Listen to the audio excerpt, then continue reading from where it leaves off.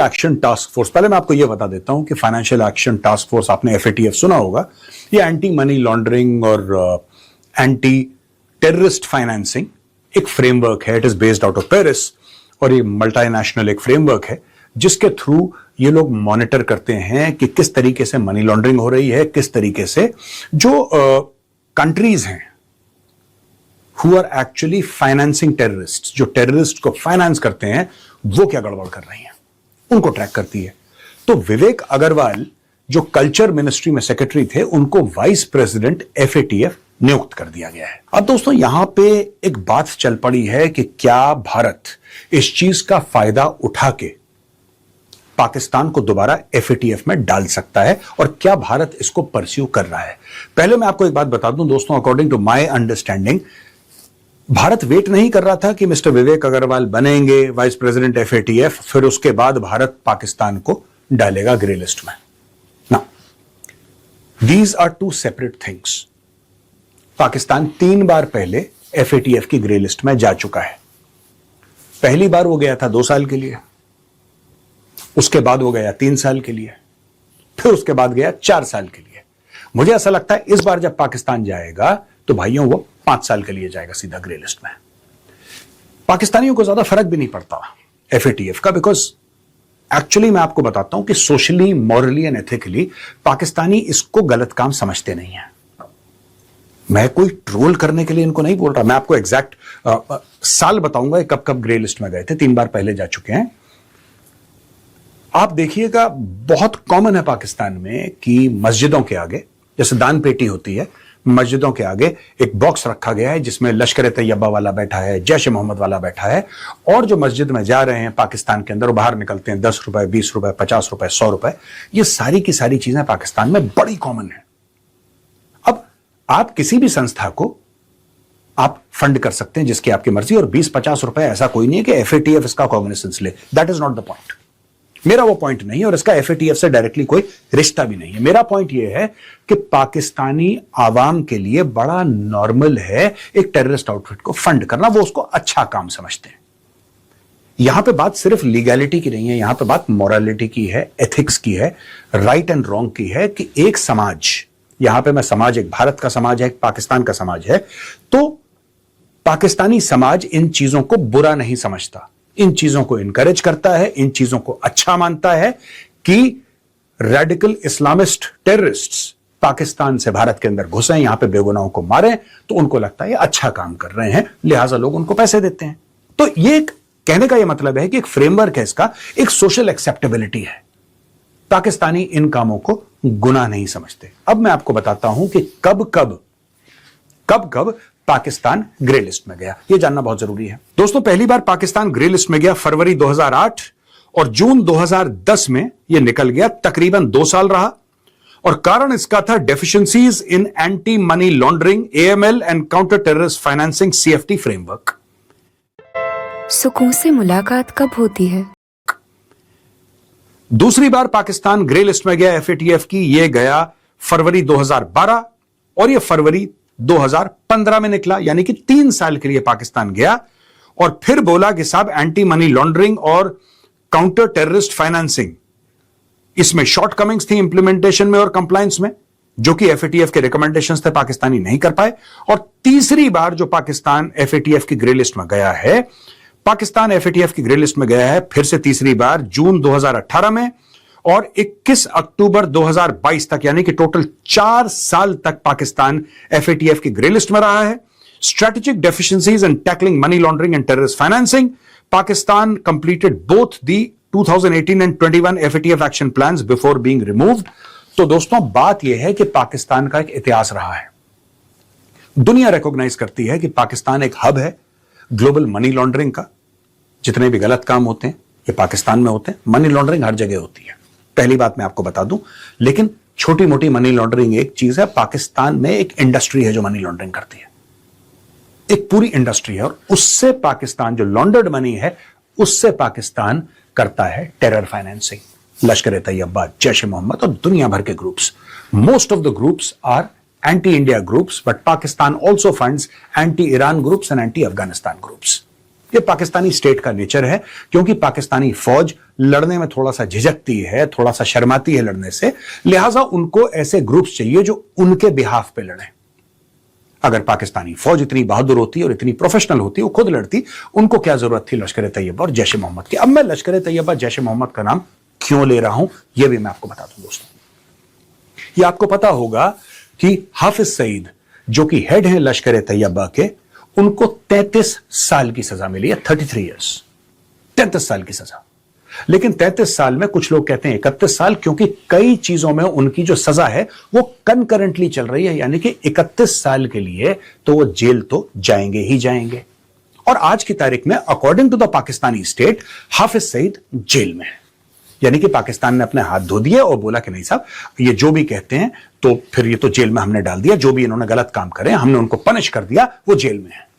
पाकिस्तान अपने आप को सेव करना चाह रहा है, क्योंकि हाफिज सईद कायदे से जेल में नहीं है।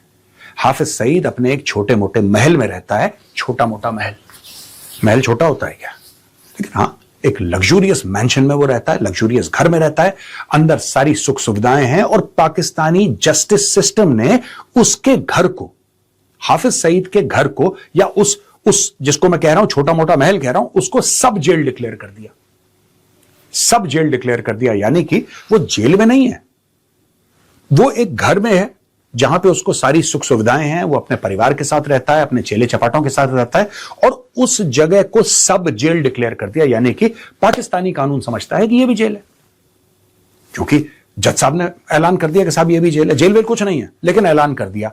तो पाकिस्तान दुनिया भर को एक मुखौटा पहन के ये समझाने की कोशिश करता है कि देखो हमने तो हाफिज सईद को, we have put him in prison.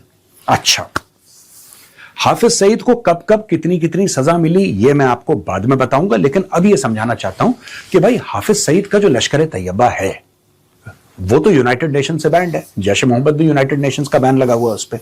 मेरा ये पूछना है कि पाकिस्तान ने सजा क्यों दी, पाकिस्तान ने सजा क्यों दी। पहले आप यह समझ लीजिए कि कब कब हाफिज सईद को कितनी कितनी सजा मिली, फिर मैं विवेक अग्रवाल जी जो एफएटीएफ के वाइस प्रेसिडेंट बने हैं, मैं वहां पे जाके आपको लूप क्लोज करूंगा। ये देखिए अपने स्क्रीन पे, हाफिज सईद को पहली सजा मिली 12 फरवरी 2020 को एंटी टेररिज्म कोर्ट लाहौर, और इनको कन्विक्ट करा गया 2 terror financing cases under Pakistan anti terrorism act.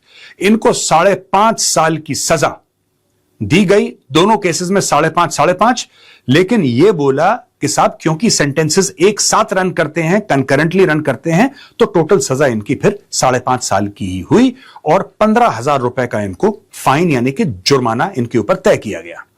उसके बाद उसी साल नवंबर में यानी कि 19 नवंबर 2020 वही एंटी टेररिज्म कोर्ट लाहौर ने 2 अलग टेरर फाइनेंसिंग केसेस में हाफिज सईद को सजा सुनाई, 10 साल की इंप्रिजनमेंट इनको दी, 5 साल और 5 साल प्लस 6 महीने, with all sentences running concurrently with his February 2020 convictions along with a fine of 1,10,000 रुपए।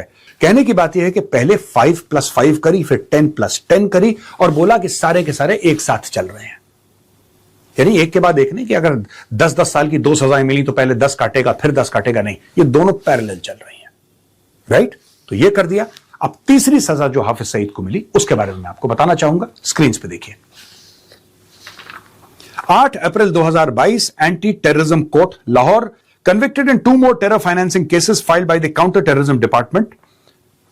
तो अब दोस्तों बात यह है कि इस वाले में इनको मिले 3,40,000 का फाइन इनके ऊपर डाला गया, 3,40,000 का फाइन। तो टोटल जो बनी 1, 2, 3 तीनों सजाओं को मिला के 33 साल की सजा, लेकिन कुछ कंकरेंट रन कर रही थी, लिहाजा 31 साल की सजा, ठीक है।